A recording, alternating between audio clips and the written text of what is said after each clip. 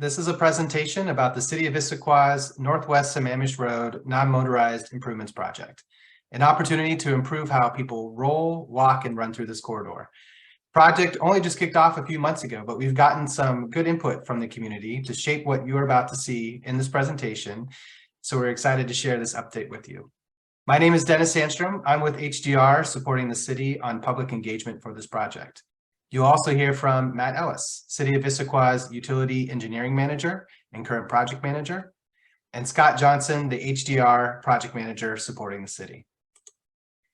During this presentation, we'll be sharing with you an overview of the non-motorized improvements project, what existing conditions look like out on Northwest Sammamish Road today, report out on what we heard during our community survey and how that shaped the design solutions we are sharing with you today and asking for input on.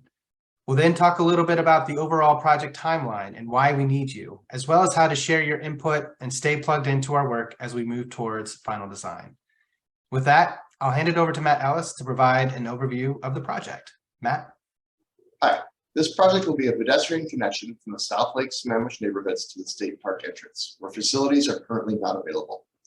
As Scott will show on an upcoming slide, this is a narrow and constrained corridor.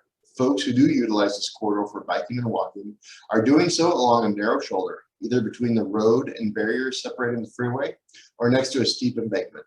Our goal is to improve pedestrian and bike safety and mobility along a section of Northwest Sammamish Road where no facilities currently exist. Shoulders are especially narrow and there is no alternative route through a neighborhood. So the project goals are to increase bike and pedestrian safety, increase access to nearby trails and amenities, prioritize equitable transportation investments, replace and repair roadway surfacing, upgrade utilities in the corridor, minimize impacts to sensitive areas, and involve and engage with the community within the project along the way. Thank you, Matt. Scott, you're up. So let's talk a little bit about the existing conditions out here on Northwest Sammamish Road. As you can see from this photo, there is a wetland to the north side of the corridor. There is I-90 to the south side of the corridor. And the pavement that's out there today is in various states of disrepair. There's also two wide shoulders, which currently act as bike facilities in the corridor. Pedestrians also sometimes utilize that northern shoulder to access different areas, but it is not separated by any sort of curbing or anything like that. It is not quite the safest condition we have. So if we go to the western side of the corridor, you can see that there's the sound wall that WashDOT recently constructed here. There are residential communities on the northern side of the corridor. This section of roadway really showcases the limits we have to input new facilities here. So as we're looking at different alternatives for the project, we are looking at alternatives that will fit within these limits. What those limits are, it's about 36 feet of roadway width. Travel lanes are about 11 feet wide, and these shoulders are between 6 foot and 8 foot, depending on where you are at in the corridor.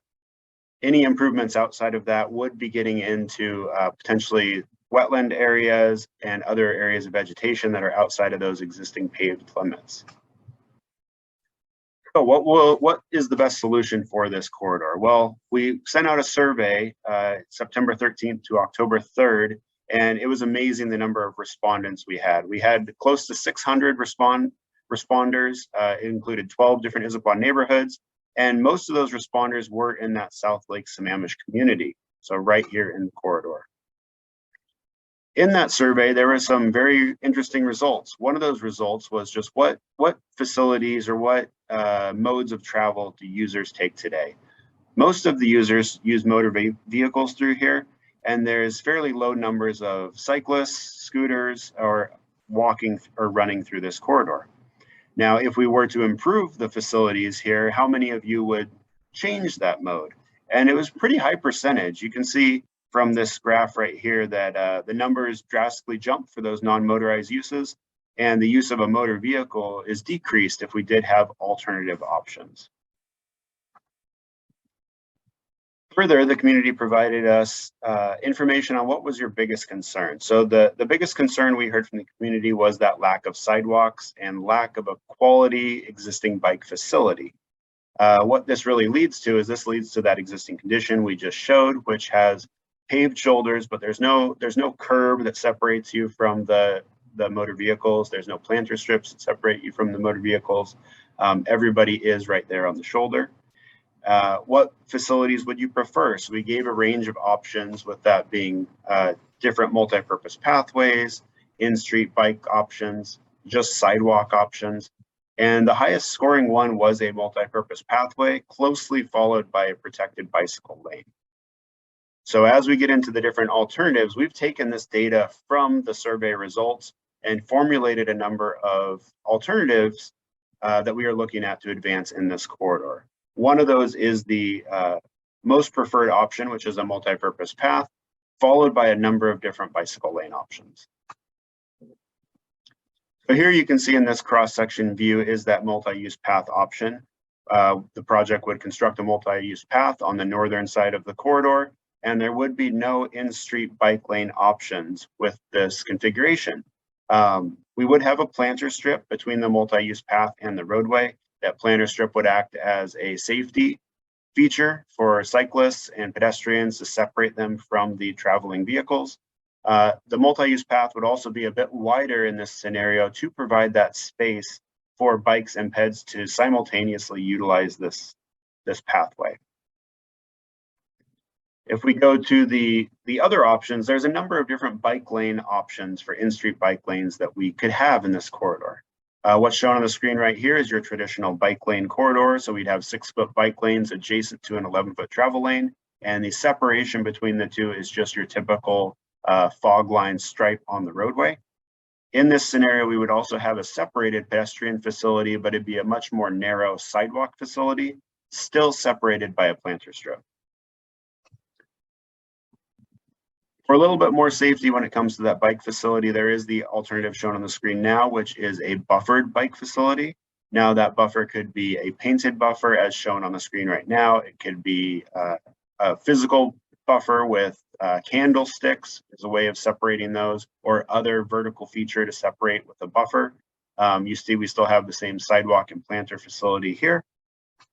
And a third in-street bike lane option would actually be a slightly raised or slightly elevated bike lane that actually puts the bikers on a separate area of pavement separated from the vehicles with a curb. So as you think about these three different alternatives, it does continually increase the safety of those cyclists as we go with slightly wider alternatives.